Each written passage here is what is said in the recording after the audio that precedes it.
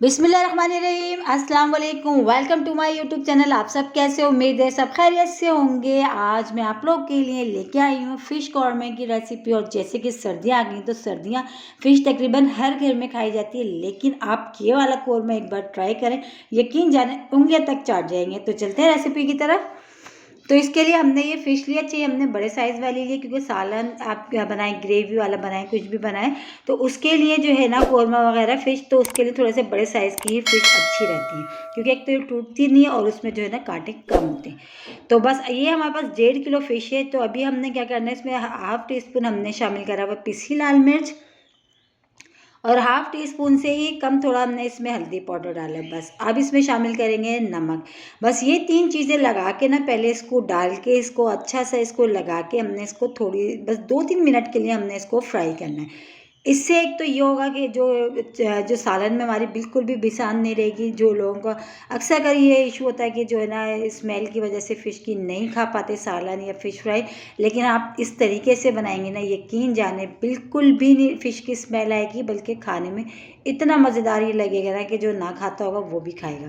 तो ये देखिए, पिसी हुई लाल मिर्च, नमक और हल्दी पाउडर, ये तीनों चीज़ें हमने लगा के अच्छा सा इसे हाथ से जो है ना सारे पीसेस पे हमने इस तरह हमने लगा लिया। ठीक है, अब हमने क्या करना है, थोड़ा सा हमने लिया है ऑयल में। अब इसको हमने शैलो फ्राई करना है, सिर्फ और सिर्फ 1-2 मिनट के लिए, ज़्यादा देर हमने इसको कुक नहीं करना। ठीक है, तो बस थोड़े से ऑयल में हमने इसको जो है फ़िश को दोनों साइड से अलट पलट के, अभी पहले एक साइड से हम होने देते हैं, फिर इसको दूसरी साइड से हम कर लेते हैं। और बहुत ही कमाल की रेसिपी है फ़िश कौरमे की, ये यकीन जाने जब आप इसको बनाएंगे ना तो आप वाकई कहेंगे कि ये तो बहुत ही ज़बरदस्त बना। बल्कि आपकी फैमिली में सब तारीफ़ें कर करके खाएंगे, और मसाले भी वही सब जो घर में किचन में मौजूद होते हैं। ठीक है, तो ये देखिए एक साइड से हो जाएगी, फिर हम इसको एक साइड से हो चुकी है, अब इसको पलट के हम दूसरी साइड से भी कर लेते हैं। बस इसको हमने सिर्फ जो है बस एक फ़ौरन से एक साइड हम रखेंगे, और 2-3 मिनट के, बस 2-3 मिनट हमने नहीं करना है, बस ज़्यादा हमने टाइम नहीं लगाना है, क्योंकि ये जो फ़िश जो है ना बहुत जल्दी गल जाती है, और गल जाती है तो ये जो है ना बिखरना शुरू हो जाती है, जो कि हमने बिल्कुल भी इस चीज़ का ध्यान रखना है कि पीसेस जो है ना हमारे इसी तरह रहे। तो ये देखिए वन साइड से बस हो गया था, पलट के हमने दूसरी साइड से कर लिया, और बस इसी तरह बस हमने जो है ना अलग दोनों साइडों से अच्छा सा शैलो फ्राई हमने कर लेते हैं 2-3 मिनट के लिए। बस इसी तरह हमने सारे जो है पीसेस फ्राई कर लेंगे। सारे मैं पहले फ्राई कर लेती हूँ, फिर मैं आपको दिखाती हूँ। ठीक है, तो अभी हमारे हो रहे हैं फ़िश जो है फ्राई हो रही है थोड़ी सी।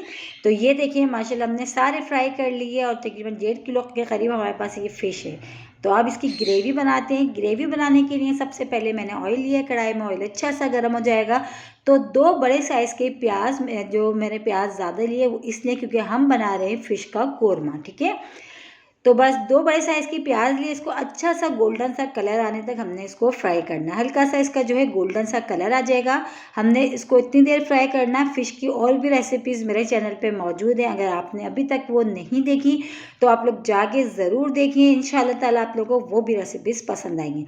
तो ये देखिए बस प्याज हो चुकी है, इसको निकाल के दही के साथ हम इसका मिक्सी के जार में पेस्ट बना लेंगे।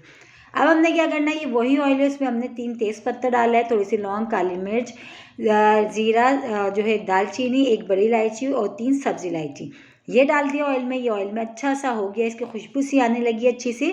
तो वो जो हमने प्याज निकाली थी उसको 1 कप दही के साथ हमने मिक्सी के जार में पीस लिया था। ठीक है, तो वो जो पेस्ट हमने बनाया प्याज का और दही का, बस हमने वो शामिल कर दिया, और इसी के साथ ही बस इसमें मसाले भी डालेंगे, और मसाले डाल के बहुत अच्छा सा हमने मसाला भूनना है। बहुत ज़बरदस्त सी रेसिपी और बहुत सिंपल सी है, लेकिन खाने में बेइंतहा मज़ेदार। तो बस ये देखिए हमने दही और प्याज का पेस्ट हमने इसमें डाल दिया। मसाले जाएंगे, मसालों में पिसी लाल मिर्च, पिसा धनिया, हल्दी पाउडर, गरम मसाला और नमक। तो पिसा धनिया और पिसी लाल मिर्च 1-1 खाने का चमचा लिया है, और हल्दी पाउडर, नमक मैंने आधा-आधा खाने का चमचा लिया है, और जो गरम मसाला लिया है वो आधे चमचे से भी थोड़ा हमने कम लिया, क्योंकि हमने साबुत गरम मसाला भी इसमें ऐड किया है। ठीक है, अब बस ये भी चला गया। अब इसी के साथ ही इसमें अदरक लहसुन अभी तक हमने नहीं डाला, वो भी हम डाल देते हैं। तो ये अदरक लहसुन का पेस्ट भी मैं इसमें शामिल कर देती हूँ। तो तकरीबन मैं इसमें 2 खाने के चमचे अदरक लहसुन का पेस्ट चलेगा। अब बस मसाला हमने बहुत अच्छा सा भुनना है, जितना अच्छा हमारा मसाला भुना हुआ होगा कौरमा हमारा उतना ही मज़ेदार बनेगा। बस अब सारी मेहनत आपने जो है ना मसाले पे करनी है। बस हमने मसाला बहुत अच्छा सा भुनना है जब तक कि इसका ऑयल सा सेपरेट सा नहीं हो जाता, और ये जो है कौरमा हमारा, कौरमे की जो ग्रेवी है ना बहुत मज़े की ना तैयार हो। तो ये देखिए इसको मसाले को भूनते हैं।